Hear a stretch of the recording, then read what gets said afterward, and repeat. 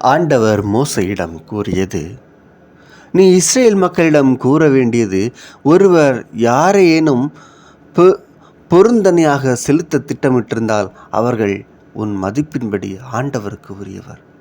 20 வயதிலிருந்து 60 வயதுக்குட்பட்ட ஆண்மகனுக்கு திருக்கோவில் அளவையின்படி 600 கிராம் வெள்ளி, பெண்ணாயிருந்தால் 350 கிராம், 5 வயது முதல் 20 வயது வரையுள்ள ஆண் பிள்ளைகளுக்கு 230 கிராம், பெண் பிள்ளைக்கு 115 கிராம், 1 மாதம் முதல் 5 வயதிற்கு உட்பட்ட ஆண் பிள்ளைக்கு 60 கிராம் வெள்ளி, பெண் பிள்ளைக்கு 35 கிராம் வெள்ளி, 60 வயதிற்கு மேற்பட்ட முதியவரை 170 கிராம் வெள்ளியாகவும் மூதாட்டியை 115 கிராம் வெள்ளியாகவும் மதிப்பிட வேண்டும்.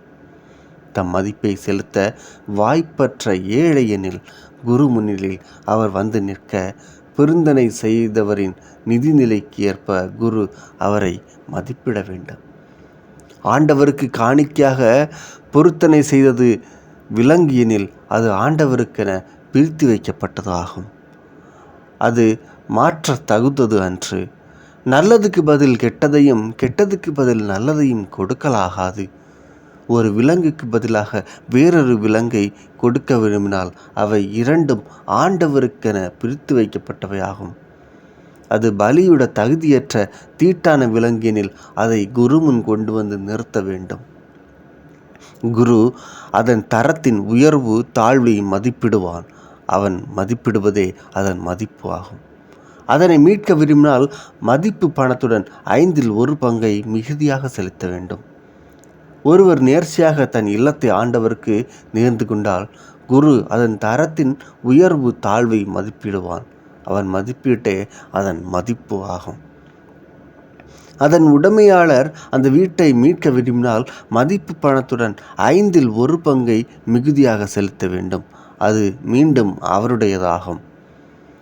ஒருவர் தன் குடும்ப நிலத்தின் பகுதியை நேர்ந்து கொண்டால் அதன் மதிப்பு விதைப்பாட்டிற்கேற்ப இருக்க வேண்டும். ஒரு கலம் பார்லி விதைப்பாடுள்ள வயல் 600 கிராம் வெள்ளி ஆகும். யூபிலி ஆண்டில் தம் வயலை நேர்ச்சி செய்தால் நீ மதிக்கிறபடியே அதன் மதிப்பு இருக்கும்.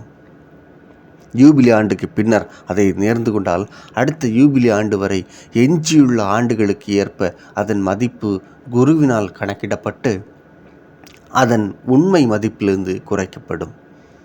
வயலை நேர்ச்சியாக செலுத்தினவர் அதை மீட்க விரும்பினால் மதிப்பு பணத்துடன் 1/5 பங்கை கூட்டி கொடுக்க அது அவருடையதாகும். வயலை மீட்காமல் அதை வேறொருவருக்கு விற்றால் அதனை மீட்க இயலாது. அது யூபிலி ஆண்டில் விடுவிக்கப்படும் போது ஆண்டவருக்கென நேர்ந்து கொள்ளப்பட்ட நிலமாக கருதப்படும். அது குருவின் உடைமையாகும். ஒருவர் தன் குடும்ப சொத்து அல்லாத ஒரு வயலை வாங்கி அதை ஆண்டவருக்கென நேர்ச்சியாக செலுத்தினால் யூபிலி ஆண்டு மட்டும் அதற்குண்டான மதிப்பிற்கேற்ப அதன் விலை குருவினால் கணக்கிடப்படும். அந்த மதிப்பு அன்றே ஆண்டவருக்கு நேர்ச்சியாக செலுத்தப்படும். எவரிடமிருந்து அந்த வயலை வாங்கினாரோ அவருக்கு யூபிலி ஆண்டில் அது திருப்பி கொடுக்கப்படும். மதிப்பீடுகள் அனைத்தும் தூயகத்து செக்கேலின்படி கணக்கிட வேண்டும். ஒரு செக்கேல் என்பது 11.5 கிராம்.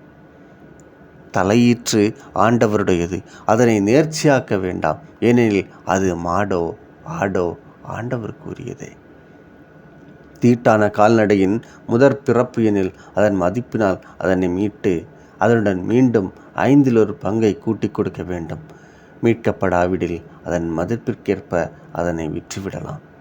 ஒருவர் காணிக்கையாக செலுத்திய தனக்குரிய மனிதரையும் விலங்கையும் குடும்ப நிலத்தையும் ஆண்டவருக்கென நேர்ந்து விட்டால் அவற்றுள் எதையும் விற்கவோ மீட்டுக்கொள்ளவோ வேண்டாம். நேர்ச்சை அனைத்தும் ஆண்டவருக்கே முற்றிலுமாக பிரித்து வைக்கப்பட்டன. சபிக்கப்பட்ட எவரும் மீட்கப்படலாகாது. அவர் கொல்லப்பட வேண்டும். நிலத்தின் தானியங்களிலும் மரங்களின் கனிகளிலும் 10 ஆண்டவருக்குரியது. அது ஆண்டவருக்கென பிரித்து வைக்கப்பட வேண்டியதே. அவற்றில் எதையேனும் மீட்க விரும்பினால் அதன் மதிப்போடு 1/5 பங்கை கூட செலுத்த வேண்டும். மேய்ச்சலுக்கு உட்பட்ட ஆடு மாடுகளின் 10 ஆண்டவருக்கென பிரித்து வைக்கப்பட வேண்டும்.